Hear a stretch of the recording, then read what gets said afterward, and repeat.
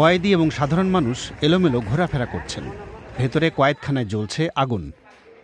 নরসিংদী জেলা কারাগারে দুর্বৃত্তদের হামলার একদিন পর গেল শনিবার কারাগারের ভেতরের চিত্র ছিল এমন।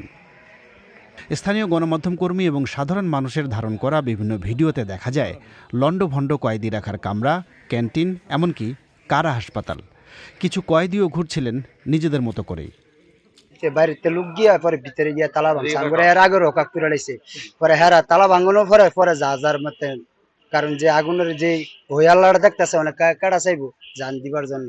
কালাগার লোক কি মনে করেন আঙ্গ মতো আসামি ঠিক জায়গায় যায়, একবার তার দেখিও না বা চিনি করিও না, একবার চিনেও যায় না, মানে আইনের পোশাক খুললা এই লঙ্গি মঙ্গি পিন্ধা লাগে। নরসিংদীতে কোটা সংস্কার আন্দোলনকে ঘিরে গেল সপ্তাহের বিক্ষোভে কারাগার এলাকা ছাড়াও বিভিন্ন স্থানে আইনশৃঙ্খলা রক্ষাকারী বাহিনীর সঙ্গে সংঘর্ষে জড়ায় বিক্ষোভকারীরা। ভাঙচুর এবং অগ্নিসংযোগ করা হয় বিভিন্ন স্থাপনায়। স্থানীয় প্রশাসন এবং হাসপাতাল সূত্রে কয়েকদিনের সহিংসতায় অন্তত ১৩ জন নিহতের তথ্য পাওয়া যাচ্ছে, যদিও পুলিশের পক্ষ থেকে নিহতের আনুষ্ঠানিক কোনো তথ্য দেয়া হয়নি। সব মিলিয়ে নরসিংদীতে ব্যাপক সংঘাত, কারাগারে হামলা ও বন্দি পালানোর মতো নজিরবিহীন ঘটনার পর সাধারণ মানুষের মধ্যে এখনও ভয় এবং উদ্বেগ ঠিকই রয়ে গেছে। জেলের আসামি বেড়েছে, অস্ত্র নিয়ে বেড়েছে, তো এটা আমাদের সবার ভিতরে আতঙ্ক। যদি অস্ত্র যারা বাড়িয়েছে তারা তো মনে করেন অনেকে আছে শিশু সন্ত্রাস, হ্যাঁ, তারা যদি মনে করেন এই অস্ত্র নিয়ে একটা কিছু করতে চায় তাহলে আমাদের মতো সাধারণ মানুষ একটা আতঙ্কে থাকবেই। যে আমিও আজকে একটা কাজের থেকে বাইরে আসছি, আমাদের তো একটু আতঙ্ক আছি। এখনও তো স্বাভাবিক না, স্বাভাবিক থাকলে তো বিজেপি পুলিশ ওরা থাকতো না নিশ্চয়ই।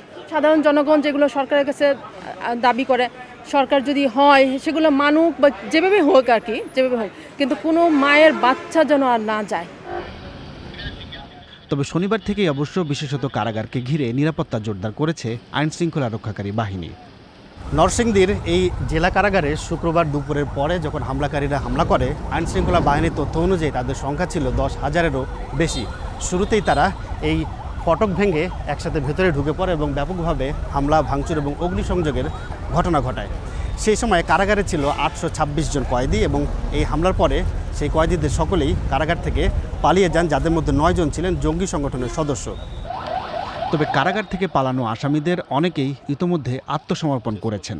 কারাগারের সামনে প্রতিদিনই কয়েদিদের ফিরে আসতেও দেখা গেছে।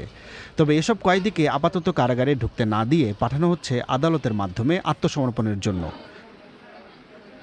নরসিংদীর জেলা আইনজীবী ভবনে গিয়ে এরকমই শখানেক কয়েদিকে দেখা যায়, যারা সকলেই এসেছেন আইনজীবী সমিতির মাধ্যমে আত্মসমর্পণ করতে। নরসিংদীর জেলা প্রশাসক জানিয়েছেন, কারাগারে হামলা ও অস্ত্র লুটের ঘটনায় এখন 2টি তদন্ত কমিটি কাজ করছে। তবে ফিরে আসা সব কয়েদিকে এখনই নরসিংদী কারাগারে রাখার মতো পরিস্থিতি তৈরি হয়নি। বাইরের যে সিকিউরিটি, সেই সিকিউরিটি এনহান্সমেন্ট আমরা করেছি এবং ইন্টারনাল যে ড্যামেজগুলি হয়েছে সেই ড্যামেজগুলির ক্ষয়ক্ষতিগুলি নিরূপণের কাজ বর্তমানে চলছে। সেখানে বেশ কিছু ক্ষয়ক্ষতি হয়েছে, সেগুলি আমরা ইন কোর্স অফ টাইম আস্তে আস্তে সেগুলি সম্পন্ন করে ফেলব। এই অনেক অস্ত্র এখানে আমরা উদ্ধার করতে পেরেছি এবং অনেকেই আত্মসমর্পণ করেছে। স্থানীয় প্রশাসন জানাচ্ছে, লুট হওয়া 85টি অস্ত্রের মধ্যে 39টি অস্ত্র এবং 1000-এরও বেশি গুলি উদ্ধার করেছে আইনশৃঙ্খলা রক্ষাকারী বাহিনী। এছাড়া কারাগারে হামলা, বন্দি পালানো এবং অস্ত্র ও গুলি লুটের ঘটনায় ইতোমধ্যেই বরখাস্ত করা হয়েছে জেল সুপার এবং জেলারকে। কিন্তু এসবের মধ্যেই প্রশ্ন উঠেছে, কারাগারে নিজস্ব নিরাপত্তা রক্ষী থাকা সত্ত্বেও সেদিন হামলা কেন ঠেকানো যায়নি? সর্বদিক দিয়েই 10-12 হাজার লোক ঢুকে গেল, তখন আমরা প্রিপারেশন নিতেই এই এলাকায় পুরো তাদের নিয়ন্ত্রণ নিয়ে গেল। এরপরে ভিতরে ঢুকলাম, প্রত্যেকটা বন্দির ঘরে তালা মারানো হলো, তালা লাগাইলো। পরবর্তীতে দেখা গেল তারা বিভিন্ন দেশীয় অস্ত্র দিয়া, হ্যামার দিয়ে বড় গেটটা ভাঙছে। 10-12 হাজার লোকের সাথে আমরা কিছু করতে পারি? কারাগারে যখন এই অবস্থা, তখন কারা সূত্র জানাচ্ছে, সে সময় আইনশৃঙ্খলা রক্ষাকারী বাহিনীর কাছে সাহায্য চেয়েও সময় মতো সেটা পাওয়া যায়নি। কিন্তু এমন অবস্থা কেন হলো? তখন আমি জেল সুপারকে ফোন দিই যে আপনি কোথায় আছেন, যে আপনার এই কি কোনো অস্ত্র লুট হয়েছে কিনা। তো তিনি বললেন যে সম্ভবত অস্ত্র লুট হয়েছে, তিনি পালিয়ে আছেন। তো একটা মানুষকে আপনি তখন সহায়তা করতে পারবেন যখন যে আক্রমণ করছে তাকে তো প্রতিহত করে যে আমার তাকে সহায়তা করতে হবে। আমরা তো তখন এটা একদম সম্মুখ একটা যুদ্ধ হয়েছে, তো তাদের পরাস্ত না করে আমি যাব কিভাবে?